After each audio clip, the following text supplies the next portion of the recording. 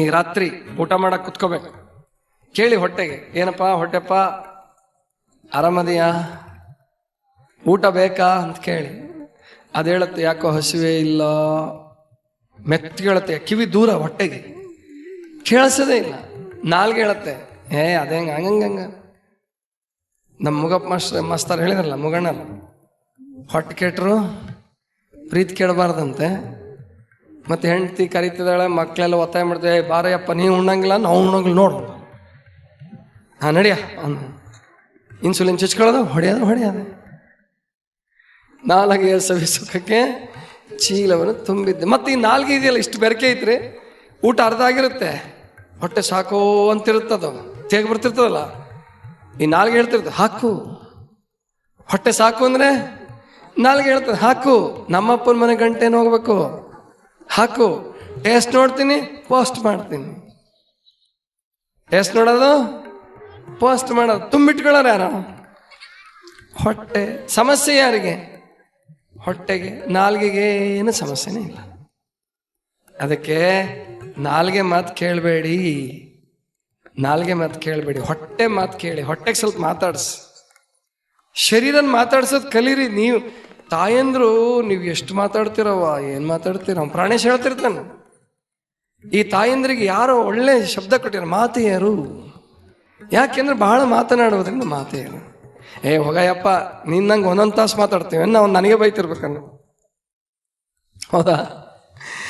ನಾನು ಮಾತಾಡೋದು ಅನಿವಾರ್ಯ, ನಾನು ಮಾತಾಡ್ಬೇಕು ನಿಮಗೋಸ್ಕರ, ನಾನು ಮಾತಾಡ್ಬೇಕು ದಾಸೋಹಿಗಳಿಗೋಸ್ಕರ, ನಾನು ಮಾತಾಡ್ಬೇಕು ನನಗೋಸ್ಕರ, ಮಹಾಮನೆಗೋಸ್ಕರ, ಕರ್ನಾಟಕಕ್ಕೋಸ್ಕರ. ನೀವು ಮಾತಾಡೋದು ಯಾರಿಗೋಸ್ಕರ?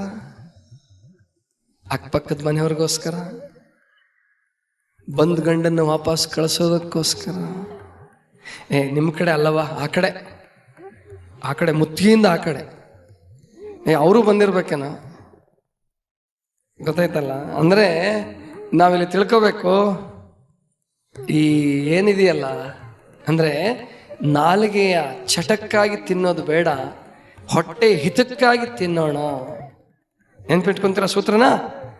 ನಾಲಿಗೆ ಚಟಕ್ಕಾಗಿ ತಿನ್ನೋದು ಬೇಡ, ಹಂಗಂತ ನಾಲಿಗೆ ತಿರಸ್ಕಾರ ಮಾಡಿ ಅಂತ ಹೇಳಲ್ಲ ಸರ್ವಜ್ಞ. ನಾಲಿಗೆ ಅದ್ರ ಬಗ್ಗೆನೂ ಹೇಳ್ತಾನೆ ಸರ್ವಜ್ಞ. ನಾಲಿಗೆ ರುಚಿ ಚೆನ್ನಾಗಿ ಹೇಳ್ತಾನೆ, ಆರೋಗ್ಯ ಕೆಟ್ಟಿರಬಾರ್ದು, ನಾಲಿಗೆ ತೃಪ್ತಿ ಆಗಿರಬೇಕು, ಅದನ್ನು ಸೂತ್ರ ಹೇಳ್ಕೊಡ್ತಾನೆ ನಮಗೆ. ನಾಲಿಗೆಯ ಸವಿಸುಖಕ್ಕೆ ಚೀಲವನ್ನು ತುಂಬಿದರೆ ಅನೇಕ ನೋವುಗಳಿಂದ ಬಳಲಿ ಶೂಲೆಗಳು ಹಲವು ತೆರನಾಗಿ ರುಜೆಗಳಿಂ ಕಾಲನಶನಕ್ಕೂ ಸರ್ವಜ್ಞ. ಸಾವಿಗೀಡಾಗಬೇಕಾಗತ್ತೆ, ರೋಗದಿಂದ ಒದ್ದಾಡಿ ಸಾವಿಗೀಡಾಗಬೇಕಾಗತ್ತಪ್ಪ, ಹಾಗೆ ಮಾಡಬೇಡಿ ಅಂತಾನೆ. ಮುಂದೆ ಹೇಳ್ತಾನೆ, ಇದು ಬಹಳ ಚೆನ್ನಾಗಿದೆ ನೋಡಿ, ನಾಲ್ಗೆ ಗೆಲ್ಲೋ ಬಗ್ಗೆ ಹೇಳ್ಕೊಡ್ತಾನ ಅವನು, ಕೇಳಿಸ್ಕೊಳ್ಳಿ. ನಾಲಗೆಯ ಕೀಲವನು ಶೀಲದಲ್ಲಿ ತಾನರಿದು, ನಾಲಗೆಯ ಕೀಲವನು ಶೀಲದಲ್ಲಿ ತಾನರಿದು, ಶೂಲವದು ರುಚಿಯು ಎಂದಿಹನು ಮುದಿಯಲ್ಲಿ ಬಾಲನಂತಿಹನು ಸರ್ವಜ್ಞ. ನಾಲಗೆಯ ಕೀಲವನು, ಕೀಲ ಅಂದ್ರೆ ಏನು ಗೊತ್ತಾ? ಯಾರಾದರೂ ಅರ್ಥ ಹೇಳ್ಬೋದ? ಕೀಲ ಎಂದರೇನು ಗೊತ್ತಿಲ್ಲಲ್ಲ? ಕೀಲ ಅಂದ್ರೆ ಗುಟ್ಟು, ಸೀಕ್ರೆಟ್, ಬೆಡಗು, ರಹಸ್ಯ ಅಂತ ಅರ್ಥ ಆಯ್ತಲ್ವಾ? ನಾಲಗೆಯ ಕೀಲವನ್ನು, ನಾಲಗೆಯ ಗುಟ್ಟನ್ನು ಶೀಲದಲ್ಲಿ ತಾನರಿದು, ಶುದ್ಧವಾಗಿದ್ದುಕೊಂಡು ಸ್ವಲ್ಪ ಅರ್ಥ ಮಾಡ್ಕೊಳ್ರಪ್ಪ ನಾಲ್ಗೆ ಬಗ್ಗೆ. ಹೆಂಗ್ರಿ ನಾಲ್ಗೆ ಗುಟ್ಟು? ಈಗ ನಾಲ್ಗೆ ಇದೆಯಲ್ಲ, ಅಂದಾಜು ಎಷ್ಟು ಇಂಚ್ ಇರ್ಬೋದು ಈ ನಾಲ್ಗೆ? ನೀವು ನಾಲ್ಗೆ ಉಜ್ಜಿ ನೋಡಿ, ಕಿರ್ನಾಲ್ಗೆ ನೋಡಿದ್ದೀರಲ್ಲ? ಕಿರ್ನಾಲ್ಗೆ ಮುಟ್ಟಿದ್ದೀರ ಯಾರಾದರೂ? ಉಜ್ಜುವಾಗ ಒಳಗಡೆ ಸ್ವಲ್ಪ ಕೈ ಹಾಕಿದರೆ ಕಿರ್ನಾಲ್ಗೆ ಅಂತ ಒಂದಿರ್ತದೆ, ಸಣ್ಣ ನಾಲ್ಗೆ ಒಂದಿದೆ, ಹೌದಾ? ಆ ಕಿರ್ನಾಲ್ಗೆ ಬೀಳೋದಂತ ಗಂಟ್ಲು ತೊಂದರೆ ಆಗ್ತಿರ್ತದೆ ಅನ್ನೋ ಸಾರಿ. ಈ ನಾಲ್ಗೆ ಬಹಳ ಅಂದರೆ 4 ಇಂಚ್ ಇರ್ಬೋದ್ರಿ, ಹೌದಾ? 4 ಇಂಚ್ ನಾಲ್ಗೆ ಇರೋದು. ಅದು ರುಚಿ ಗೊತ್ತಾಗೋದು ಎಷ್ಟು ಇಂಚ್ಗೆ? ಮುಂದಿನ ನಾಲ್ಗೆಗೆ ಮಾತ್ರ, ತುದಿ ನಾಲ್ಗೆ 2 ಇಂಚ್ ಅಷ್ಟೇ. 2 ಇಂಚ್ ದಾಟಿ ಒಳಗಡೆ ಹೋಯ್ತು, ರುಚಿ ಗೊತ್ತಾಗತ್ತೆ. ಬೇಳೆನೂ ಅಷ್ಟೇ, ಬಜ್ಜಿನೂ ಅಷ್ಟೇ, ರೊಟ್ಟಿನೂ ಅಷ್ಟೇ, ಮೆಣಸಿನಕಾಯಿ ಅಷ್ಟೇ, ಉಳ್ಳಾಗಡ್ಡಿನೂ ಅಷ್ಟೇ. ನಾಲ್ಗೆ ದಾಟಿ ಹೋಗ್ಬಿಟ್ರೆ ನಾಲ್ಗೆ ತುದಿಯಲ್ಲಿ ಮಾತ್ರ ರುಚಿ. ಹಾಗಾದರೆ 2 ಅಂಗುಲದ ನಾಲ್ಗೆಗೋಸ್ಕರ 96 ಅಂಗುಲದ ಶರೀರವನ್ನು ಒದ್ದಾಡಿಸ್ತಿರಲ್ಲ, ಮತ್ತು ಊಟ ಮಾಡುವಾಗ ಯಾರು ನೆನಪು ಮಾಡ್ಕೋಬೇಡಿ, ಪ್ರಸಾದ ಮಾಡುವಾಗ ಮರ್ತು ಬಿಡಿ, ಇದನ್ನ ಸುಮ್ಮನೆ ಕೇಳಿಸ್ಕೊಳ್ಳಿ ಇವಾಗ ಅಷ್ಟೇ, ಒಂದು ಗೊತ್ತಿರಲಿ ಅಂತ. ಯಾಕೆ ಕೆಲವ್ರಿಗೆ ನಾಲ್ಗೆ ಚಟ ಇಷ್ಟಿರ್ತದ್ರಿ, ಬೈಕೊಂತಿರ್ತಾರೆ, ಅವ್ರನ್ನವರೇ ಬೈಕೊಂತಿರ್ತಾರೆ, ಅಯ್ಯೋ ಈ ನಾಲ್ಗೆ ಚಟ ತಡಿಯೋಕ್ಕಾಗವಲ್ದು, ಏನು ಮಾಡೋದು, ಒದ್ದಾಡ್ತಿರ್ತಾರೆ, ರೋಗದಿಂದ ಒದ್ದಾಡ್ತಿರ್ತಾರೆ, ನಾಲ್ಗೆ ಚಟ ಬಿಡೋಕ್ಕಾಗಲ್ಲ.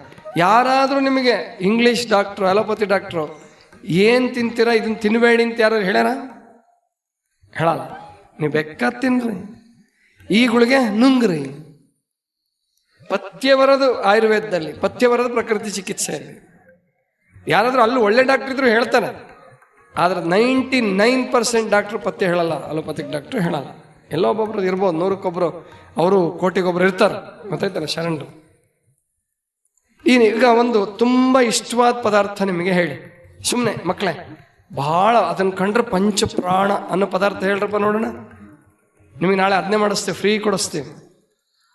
ಏನು ಭಾಳ ಇಷ್ಟವಾದ್ದೇನು? ಬಜ್ಜಿ. ಕಂದ ಬಜ್ಜಿನ ಮಿರ್ಚಿ ಬಜ್ಜಿನ? ಕಂದ ಬಜ್ಜಿ. ಈಗ ಕಂದ ಬಜ್ಜಿ ಮಾಡಿಸೋಣ, ಬುಡುಗನಿಗೆ ಕರ್ಸೋಣ. ನೀನೇನು ರೊಕ್ಕ ಕೊಡ್ಬೇಡಪ್ಪ, ಏನು ಬೇಡ, ನೀನೇನು ಕೆಲಸನೂ ಮಾಡಬೇಡ, ನೀನು ಎಷ್ಟು ತಿಂತೀಯೋ ಅಷ್ಟು ಕಾಂದ ಬಜ್ಜಿ ತಿನ್ನಿಸ್ತೀವಿ. ಮೇಲೆ ಬೇರೆ ಕಾಂದ ಬಜ್ಜಿ ಖಾರ ತಿಂದು ಬೇಸರ ಆದ್ರೆ ಒಂದೊಂದು ಪೇಡೆನು ಧಾರವಾಡ ಪೇಡೆ ಕೊಡ್ತೀವಿ, ಆಯ್ತಾ? ಬೆಳಗಾವ್, ಗೋಕಾಕ್, ಕರದಂಟು, ಕುಂದ ತರಿಸ್ಕೊಡ್ತೀವಿ. ಎಲ್ಲ ತಿನ್ರಿ. ಯಾವಾಗ ಮುಕ್ತಾಯಕ್ಕೇನ್ರಿ ಅಂತೀರ? ಅಲ್ಲಪ್ಪ, ನಾಳೆನೇ ತರಿಸ್ಕೊಡ್ತೀವಿ, ತಿಂದ ಕೂಡಲೇ ನಿಮ್ಗೊಂದು ಪರೀಕ್ಷೆ ಮಾಡಿಸ್ತೀವಿ.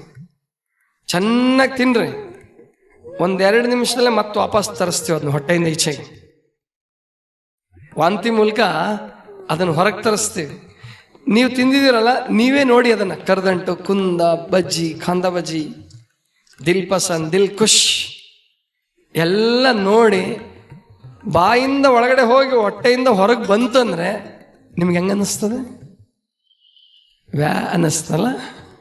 ಉಲ್ಟಿ ಅಂತಿರೋದಕ್ಕೆ ನೋಡಿದ್ರೆ ಅದನ್ನು ಅಸಹ್ಯ ಪಟ್ಕೊಂತೀರಿ. 2 ನಿಮಿಷದಿಂದ ತಿಂದವ್ರು ಯಾರು? ನೀವೇ. ನಿಮ್ಮ ನಾಲ್ಗೆನೆ ಆಹಾ ಏನು ಆನಂದ. ಅದೇ ಹೊರಗಡೆ ಬಂದರೆ ಅಸಹ್ಯ. ಇಷ್ಟೇ ಜೀವನ, ಜೀವನ ಇಷ್ಟೇ. ಕತ್ತಲೆಯಲ್ಲಿ ಜೀವನ, ಮರೆವಿನಲ್ಲಿ ಜೀವನ, ಅರಿತಾಗ ಅದು ಶಿವತ್ವ. ನಾಳೆ ಸರ್ವಜ್ಞನ ಆಹಾರ ಮೀಮಾಂಸೆ ಜೊತೆಗೆ ಸಮತೋಲನ ಆಹಾರ ಅಂದ್ರೇನು, ನಾಳೆ ಬ್ಯಾಲೆನ್ಸ್ಡ್ ಫುಡ್. ಶಕ್ತಿದಾಯಕ ಆಹಾರ ಅಂದರೆ ಯಾವುದು, ಅದನ್ನು ಹೇಗೆ ತಗೋಬೇಕು, ಆ ವಿಷಯನೆಲ್ಲ ನಾಳಿನ ದಿವಸ ನೋಡೋಣ ಅಂತ ಹೇಳ್ತಾ ಇಲ್ಲಿಗೆ ನನ್ನ ಮಾತುಗಳನ್ನು ಮುಗಿಸ್ತಾ ಇದ್ದೀನಿ. ಪೂಜ್ಯ ಮಾತೆಯವರಿಗೆ ತಮಗೆಲ್ಲರಿಗೂ ಶರಣು ಶರಣು.